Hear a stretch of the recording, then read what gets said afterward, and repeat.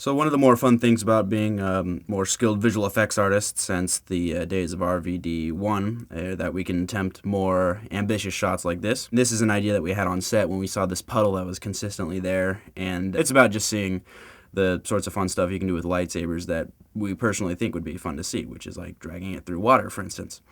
So in this case, the shot entailed several interesting things happening, which are number one, a reflection of the saber in the puddle.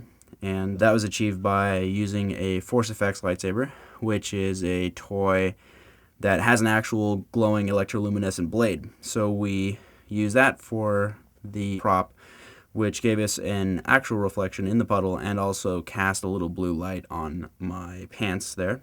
And then the steam was created by photographing real-life steam. One of the things we did a lot in RvD2 was to photograph real-life pyrotechnic elements and try to get as much reality into the shots as possible when dealing with these interesting kind of effects.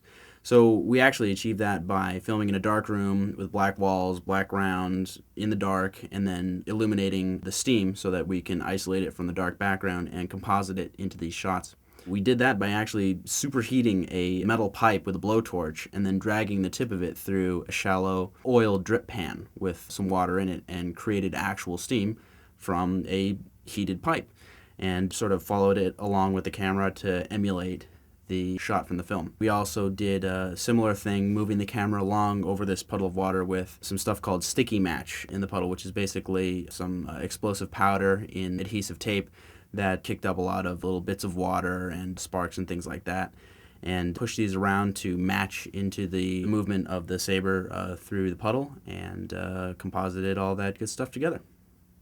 One other thing to mention about this particular shot was, as Ryan mentioned, we used the Master Replica's Force FX saber, which has a light-up blade, and what I was able to do in actually rotoing the lightsaber was I did a very rough mask around the blade itself and a separate mask around its reflection. And using the blue channel of the image, I was able to isolate a black and white matte that I then used as the core of the lightsaber.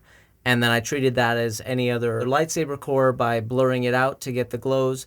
I made it slightly less opaque in the reflection because it's a reflection, so it wasn't perfectly opaque. And was able to get the lightsaber and the reflection reacting very realistically in the water because it was based on a real reflection.